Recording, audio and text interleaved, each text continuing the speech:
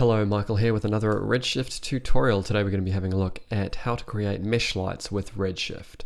So I'm just going to start by creating a polygon plane, and we will create, well, why don't we do something slightly more interesting than just a boring old cube or whatever. We can go up to create text and we'll type in something like this.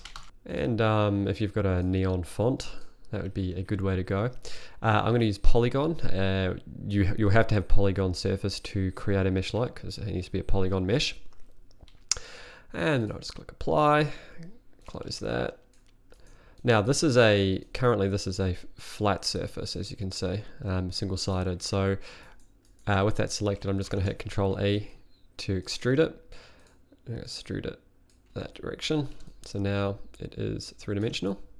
And sometimes I've noticed that it will randomly extrude one against a different direction. So I'm just going to fix this one letter up here.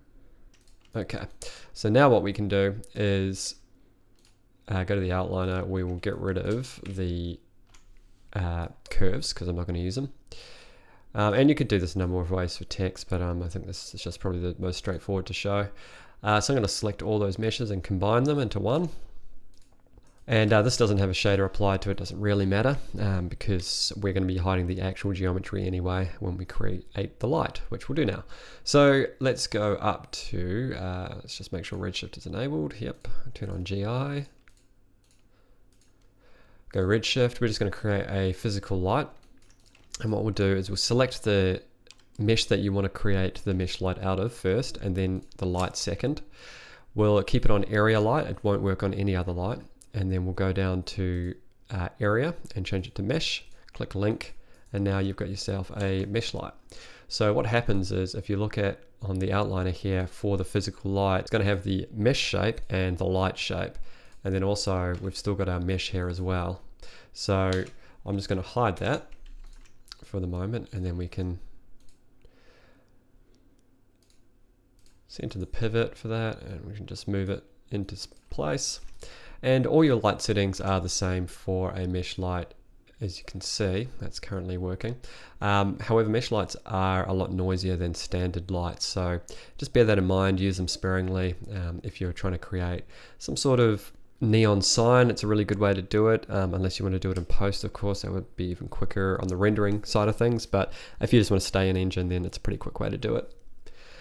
And all other attributes apply as per usual. So if you want to make it look like neon, you could go to the color, select a neon sort of color. I'll show you how you might set up a little atmospheric shot. So we'll just go up to Redshift, we'll go to output, we'll scroll down and we'll create a atmosphere.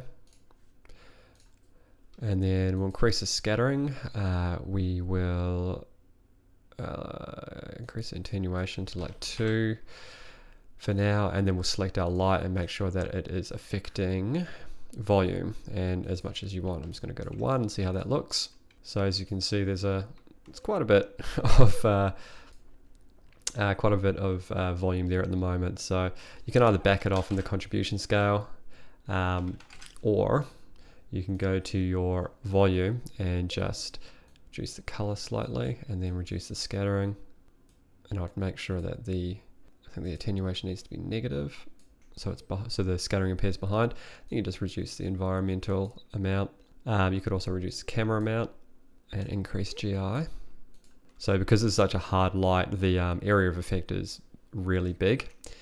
So what you can do is just reduce your contribution scale to something really small like 0.001, and then you'll get that nice glow in your atmosphere to get something that looks like a neon light, and then obviously put in your regular geometry and stuff. I'm not going to go too deep into atmosphere on this one though, because this just needs to be a quick tutorial on how to set this up. If you want to know more about the atmosphere function, check out my tutorial on that. I'll try and remember to put a link in the description, otherwise it's just under the Redshift tutorials playlist in my channel. But that is it for this one.